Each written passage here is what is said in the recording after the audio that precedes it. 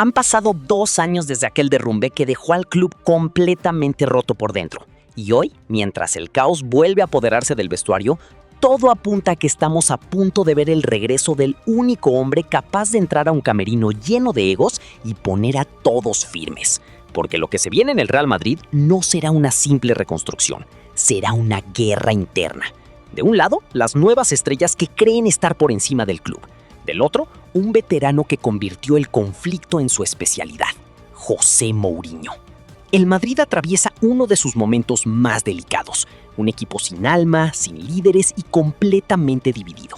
Y ahí es donde aparece Mourinho, con la misión más complicada de todas: tomar un grupo roto emocionalmente, recuperar la autoridad perdida y devolverle el hambre competitiva a una plantilla que parece haber olvidado lo que significa defender ese escudo.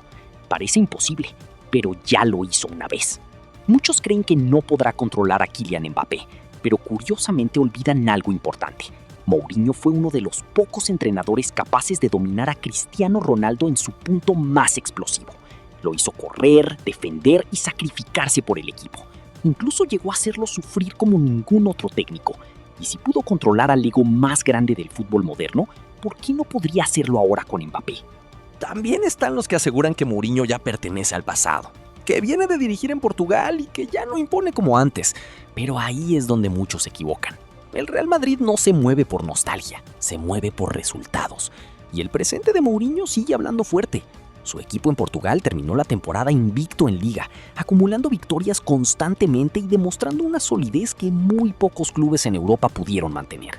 Pero más allá de los números, lo que sigue llamando la atención es su personalidad.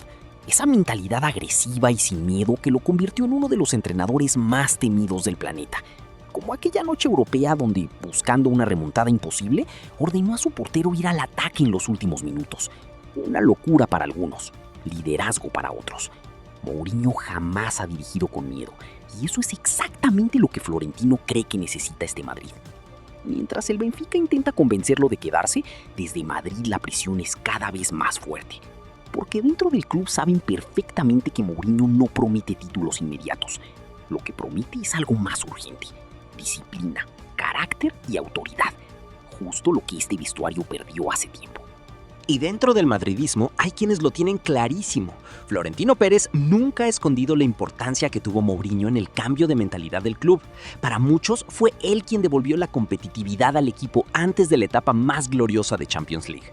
Incluso Álvaro Arbeloa, uno de los hombres que más ha vivido el caos reciente desde dentro del entorno madridista, ha dejado claro públicamente que estaría encantado con el regreso del técnico portugués. Porque para quienes conocen realmente el ADN competitivo del club, Mourinho representa exactamente eso: intensidad, carácter y cero tolerancia para las estrellas que se creen más grandes que el escudo. Ahora bien, si Mourinho termina llegando al Real Madrid, no solo tendrá que apagar incendios dentro del vestuario, también deberá tomar decisiones incómodas. ¿Quién se queda? ¿Quién se va? ¿Y qué piezas hacen falta para reconstruir un equipo que parece haber perdido completamente la identidad? Porque antes de hablar de nombres, primero hay que entender cómo juega Mourinho y por qué muchos creen que este plantel todavía podría encajar perfectamente en su sistema. Sus últimos equipos han tenido una idea muy clara: orden absoluto y transiciones letales. Mourinho ya no es aquel técnico que iba a presionar como loco arriba. Ahora prefiere un bloque compacto, esperar al rival y convertir cada recuperación en un castigo brutal al espacio. Mientras muchos entrenadores quieren posesión infinita, Mourinho sigue creyendo en algo mucho más simple: hacer daño donde más duele. La estrategia suele repetirse: mete a los extremos hacia adentro, obliga al rival a abrirse por las bandas y cuando consigue atraer suficiente presión, aparece el pase vertical al espacio. En segundos, una jugada defensiva se transforma en un contragolpe mortal. Y ahí es donde varios nombres del Madrid empiezan a encajar peligrosamente bien. Arriba necesitaría extremos rápidos, jugadores capaces de destruir líneas corriendo y un delantero con carácter para pelear cada balón. Por eso hay quienes creen que Mourinho intentaría algo que hoy parece una locura: mover a Kylian Mbappé hacia la banda derecha. Y aunque muchos pondrán el grito en el cielo, no sería una idea tan absurda. Ahí fue donde Mbappé explotó en el Mundial y donde más daño hacía atacando espacios. En un sistema diseñado para correr, podría convertirse en una pesadilla imposible de detener. Mientras tanto, Vinicius Jr. seguiría siendo intocable por izquierda. Ese lugar ya tiene dueño y nadie dentro del club se atreve a discutirlo. Pero la verdadera sorpresa podría llegar en el centro del ataque. Sí, la historia de la revancha perfecta. Porque Mourinho podría rescatar al jugador que parecía olvidado por el club, Endrick. El mismo chico que pasó de ser considerado el futuro del Madrid a terminar cedido como si fuera un problema más del proyecto. Y ahora, lejos del Bernabéu, comenzó a responder en la cancha. Endrick viene de firmar actuaciones enormes en Europa, marcando diferencias en partidos importantes y demostrando que el talento jamás desapareció. Goles, asistencias y personalidad en escenarios donde muchos veteranos desaparecen. Y Mourinho, que siempre ha tenido debilidad por delanteros agresivos y con hambre, podría verlo como el 9 ideal para su nuevo proyecto. Porque si algo le gusta a Mourinho, es un delantero que choque, que pelee y que viva dentro del área. Un atacante capaz de transformar media oportunidad en gol. Y Endrick tiene justamente ese perfil que el Madrid parecía haber dejado escapar demasiado rápido. Detrás de ellos seguiría apareciendo Jude Bellingham, quien todavía tiene fútbol de sobra para conectar todas las piezas ofensivas. Si el vestuario deja atrás los egos y las guerras internas, el talento sigue estando ahí. El problema nunca fue la calidad. El problema siempre fue el desorden. Y claro, una reconstrucción también implica despedidas dolorosas. Hay jugadores cuya etapa parece estar llegando al final. Uno de ellos sería Dani Carvajal, capitán, referente y símbolo de una generación histórica. Pero las lesiones constantes y el desgaste físico empiezan a pesar demasiado. También aparece el caso de Dani Ceballos, cuya relación con el club parece completamente rota. Dentro del entorno madridista ya se habla de tensiones internas y de una salida prácticamente inevitable en los próximos meses. Y quizás el nombre más inesperado sea el de Eduardo Camavinga. Un jugador con talento enorme, sí, pero también con una irregularidad que ha desesperado al cuerpo técnico y a parte de la directiva. Expulsiones, desconexiones y errores en partidos decisivos han puesto su futuro bajo muchas dudas. Por otro lado, el joven Franco Mastantuono todavía no termina de adaptarse del todo al entorno del club. Y aunque sigue siendo visto como una apuesta de futuro, una cesión podría ser la mejor salida para que gane experiencia y confianza lejos de toda esta tormenta. Y luego están esos fichajes que parecían destinados a dominar Europa, pero que terminaron consumidos por las lesiones y la presión del Bernabéu. Uno de esos casos es el de David Álava, un defensor que llegó como campeón absoluto, líder del vestuario y heredero natural de la defensa madridista. Pero entre problemas físicos constantes y el paso del tiempo, jamás volvió a ser aquel monstruo que mandaba en Alemania. Y con su contrato acercándose al final, todo apunta a que su ciclo en el club está terminado. También hay nombres que han sido señalados por tensiones internas dentro del vestuario. Uno de ellos es Federico Valverde. Aunque, siendo sinceros, resulta difícil imaginar un Real Madrid sin él, porque incluso en medio del caos ha sido de los pocos capaces de correr, pelear y cargar con el equipo cuando los demás desaparecen.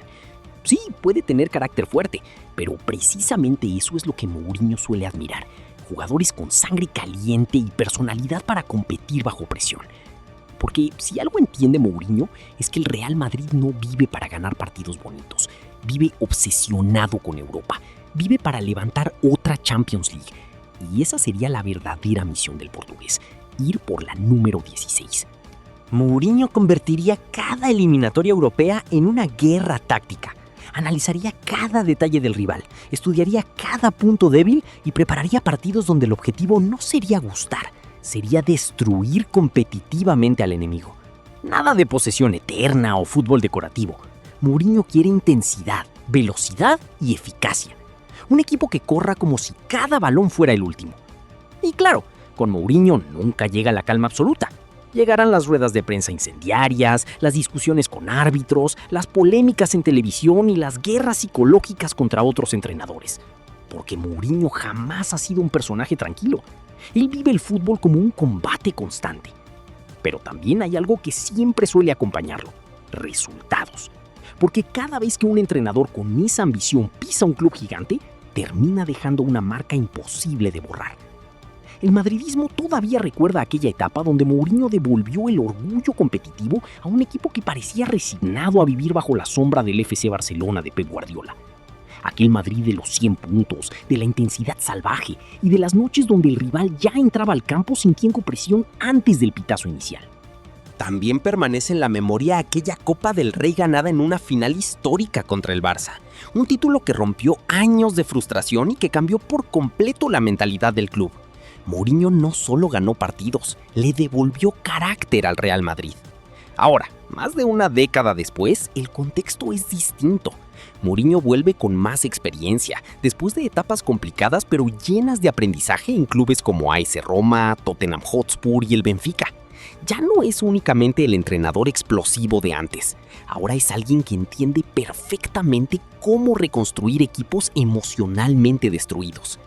Y eso es justamente lo que necesita el Madrid actual, volver a intimidar, volver a competir con rabia, recuperar esa sensación de que enfrentarse al Real Madrid significa sufrir durante 90 minutos.